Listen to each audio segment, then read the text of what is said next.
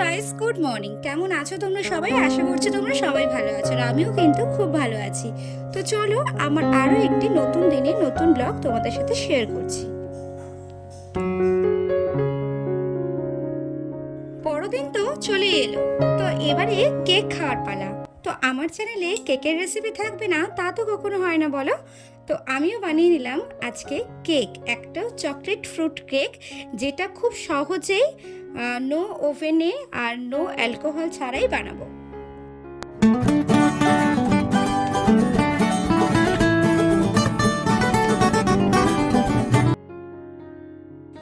তো আমি এখানে কেক বানানোর সব কটা উপকরণই নিয়ে নিয়েছি। এখানে আমি নিয়েছি কিছু টুটি ফুটি, আর ডিম নিয়েছি। ডিমের আমি কুসুমটাকে আলাদা করেছি আর ডিমের সাদা অংশটাকে আলাদা করে রেখেছি। তার সাথে লাগছে baking powder, baking soda, 1 cup দুধ, 1 বাটি ময়দা, আর আধ বাটির মতো চিনি। মানে চিনিটা আমি 1 বাটির পরিমাণের মতো নিয়েছি, ছোট বাটির 1 বাটি নিয়েছি। আর তার সাথে লাগছে চকলেট সিরাপ। আমুলের চকলেট সিরাপটা আমি এখানে ইউজ করেছি। আর এখানে 1 কাপ রিফাইন্ড অয়েল নিয়েছি। তো ফার্স্টেই দেখো, আমি একটা কেক টিনের মধ্যে আমি ভালো করে অয়েল ব্রাশ করে নিচ্ছি।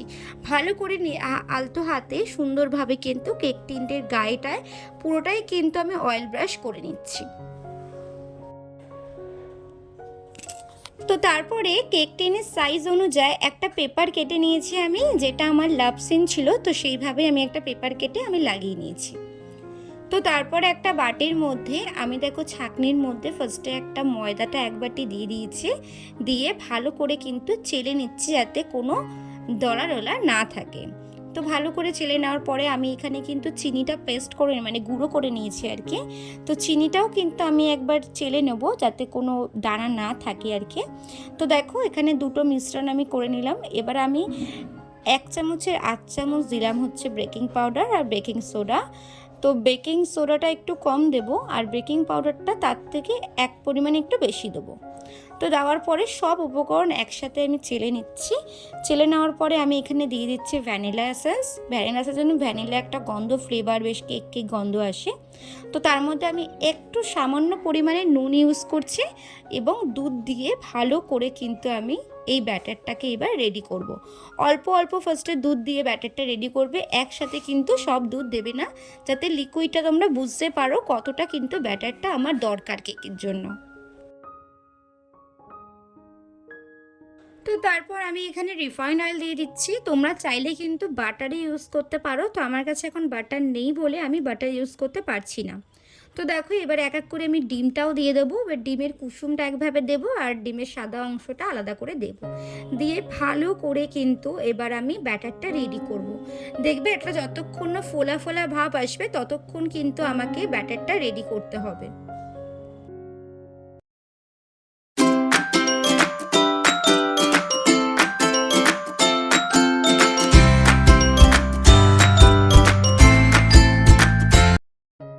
তো আমার এখানে আরেকটু দুধের প্রয়োজন হয়েছিল, ওই জন্য আমি একটু দুধ অ্যাড করেছিলাম। তো তারপরে দেখো, এবার কেকটাকে ডেকোরেশনে যাতে ভিতরে টুটি ফুটিগুলো পৌঁছায় তার জন্য একটু অল্প অল্প করে টুটি ফুটি, একটু কাজু বাদাম, কিশমিশ, আর তার সাথে একটু গ্রেট করা বাদাম দিয়ে কিন্তু ভালো করে আমি আরেকবার ব্যাটারটা রেডি করব।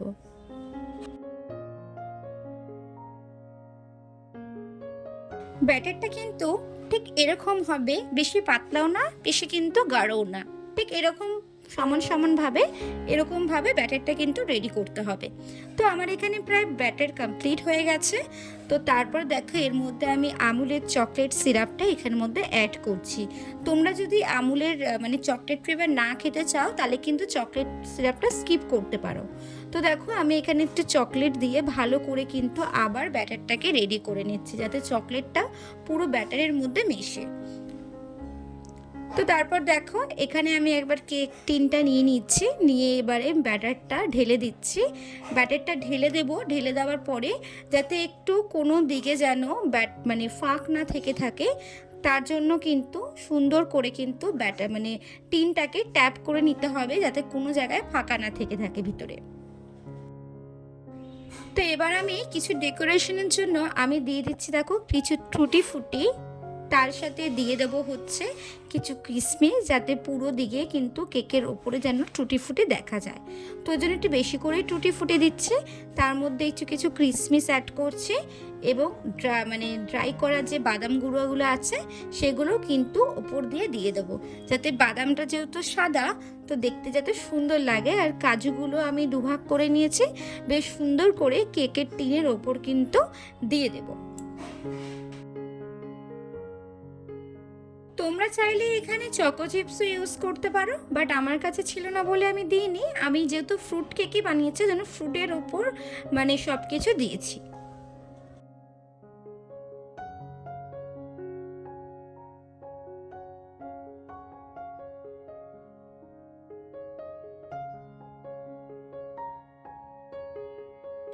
আমার কিন্তু এখানে ডেকোরেশন কমপ্লিট। এবার চলো আমি মাইক্রো ওভেনে দিয়ে দেবো, যেটা আমি 140 বেগে দেবো। মিনিমাম 20 থেকে 25 মিনিট রাখলেই কিন্তু এনাফ। তো দেখো আমি এখানে মাইক্রো ওভেনে ঢুকিয়ে দিয়েছি, এবার জাস্ট ওয়েট করার পালা।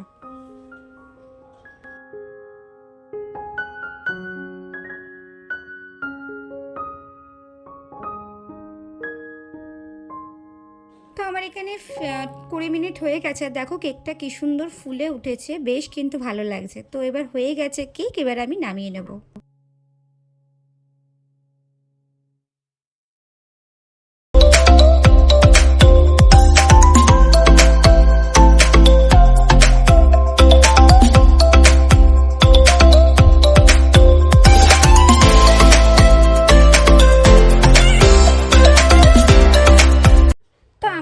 কেকটা কিন্তু পুরোটাই রেডি হয়ে গেছে, দেখতে পাচ্ছ। আর আমি একটা প্লেটের সাহায্যে সুন্দর করে কিন্তু কেকটাকে তুলে নেব। তোমরা কিন্তু ঠান্ডা হলে তুলো, আমার হাতে যেহেতু টাইম নেই ভিডিওর জন্য, আমি কিন্তু গরমটাই তুলে ফেলেছিলাম। তো দেখো কি সুন্দর দেখতে হয়েছে, আর খেতেও কিন্তু খুব টেস্টি হয়েছে। আমি একটু টেস্ট করে দেখেছিলাম। তো তোমরাও কিন্তু তোমাদের কোনো স্পেশাল দিনে বা ক্রিসমাসের দিনে এরকম বাড়িতে কিন্তু সুন্দর কিন্তু কেক বানিয়ে তোমরা কিন্তু সেলিব্রেট করতে পারো। তো আজকের ভিডিওটি কেমন লাগলো অবশ্যই কিন্তু লাইক করে আর কমেন্টস করে জানিও। ভালো লাগলে ছোট্ট করে একটা শেয়ার করে দিও। আর আমার চ্যানেলে আরও নতুন নতুন ভিডিও দেখার জন্য আমার চ্যানেলটি সাবস্ক্রাইব করে দিও।